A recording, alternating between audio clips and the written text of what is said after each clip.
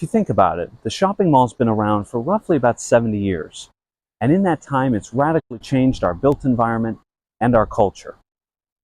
To understand, though, how the mall became such an important part of American culture and architecture, we've got to go back to the mall that started it all, and to its architect, who had a vision far greater than a Bath and Body Works and a hot dog on a stick. Enjoy.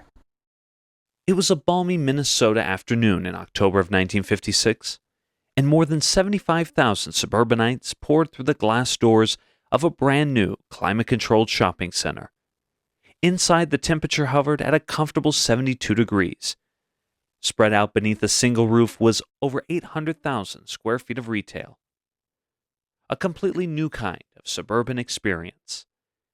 At the heart of it all was something no one expected to find in the suburbs. It was called the Garden Court of Perpetual Spring, a massive interior space rising nearly 50 feet tall and scaled like a town square. It featured California flowers, modern art, a sidewalk cafe, a reflecting pool, and the sound of exotic birds echoing through the air. Standing on the second-floor balcony, looking down at the awestruck crowd below, was the architect who dreamed it all up, Victor Gruen. For Gruen, this opening marked the culmination of more than a decade spent wrestling with a single question. How do you create real public life in a country that spreads itself thinner every year? Gruen's idea didn't begin in America, but in Vienna, a city where streets went beyond links from one place to another, but places for community life, places to linger, to meet, and to simply exist together. That world stood in sharp contrast to what Gruen encountered when he arrived in the United States in the 1940s. Decentralization had begun before World War II, but after the war it accelerated dramatically. Downtowns hollowed out as cars took people farther away from the heart of town. As a result, civic life seemed to disappear. Gruen dedicated his career to finding the solution. It began with articles and lectures, then came the radical designs. In 1950, he proposed a shopping center straddling a freeway in Houston. In 1952, he envisioned a pedestrian-centered redesign of downtown Fort Worth. Each project pushed further against American norms and established Gruen as one of the most ambitious and outspoken thinkers in post-war architecture. It was the same year as his Fort Worth plan that the Dayton department store, the same company that would later bring us Target, announced their plans for a new kind of regional shopping destination.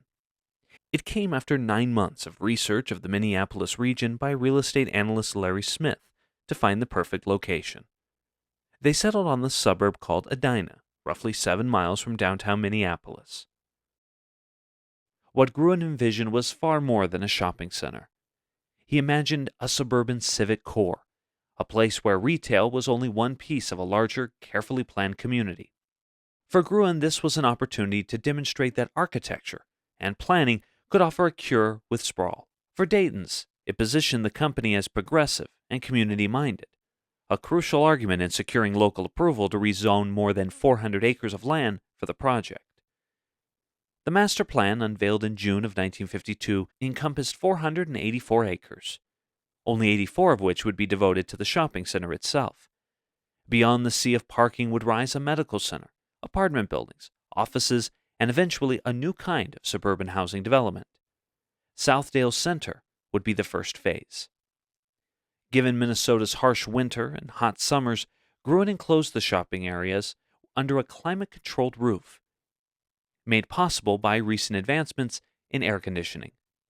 He even installed a heat recovery system to improve efficiency in the winter. Beyond comfort, the decision to enclose the shopping center also allowed Gruen to design every aspect of the shopping experience. There would be no billboards, no traffic noise, and no other visual clutter.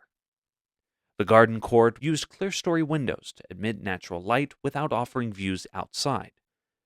Its proportions echoed a Viennese plaza. Fountains, flowers, and modern art were meant to create a space where people could linger, socialize, and only then shop. To keep both levels active, Gruen split the surrounding parking with a berm, allowing shoppers to enter at either the first or second level, eliminating the idea that upper floors were secondary. Service trucks were pushed underground, hidden from view. Branching off the garden court were short concourses leading to 2 department stores, One was Dayton's, the other belonged to a competitor, Donaldson's. Gruen insisted on two anchors to spread foot traffic and reduce financial risk. But Donaldson's came with a condition. Their store would be designed not by Gruen, but by their architect, John Graham Jr. Graham had already shaped the suburban shopping center with Northgate outside Seattle in 1950. His approach was direct, efficient, and unapologetically commercial. And when he saw Gruen's plans for Southdale, he wasn't impressed. Graham saw the vast garden court as wasted, leasable space. He preferred long, narrow corridors, where shoppers could easily glance from storefront to storefront. He criticized the lack of exterior entrances into the department stores, the absence of signage, and the idea that a shopping center should function as a civic hub at all. Graham saw Gruen's vision not as bold, but as simply unrealistic. Dayton's sided with Gruen's design, but Graham, well, he wasn't wrong. Even as Southdale was under construction, Dayton's began selling off nearly half of their original land surrounding the mall to outside developers. Tract housing would soon replace Gruen's carefully planned community. The market moved faster than the master plan. Southdale cost $20 million to build, and when it opened in October of 1956, work had begun on the medical center. But much of the broader vision had already slipped away. Still, the response was overwhelming. Journalists and architects traveled from across the country to see it. The garden court dominated the coverage. Critics remain, though. Frank Lloyd Wright famously dismissed Southdale as, quote, all the evils of the village street and none of its charm. But financially, the verdict was clear. Dayton's sales jumped roughly 60% in the mall's first year, and developers took notice. Over the next decade, Gruen would design more than 50 shopping centers across the country. But as the form spread, something essential was lost. The enclosure remained, but the civic ambition did not. By the time Gruen realized what had happened, it was too late. His malls had become machines for consumption, not centers for community, as he envisioned. He eventually left his own firm around 1968, returning to Vienna, and spent his later years criticizing the very buildings that made him famous.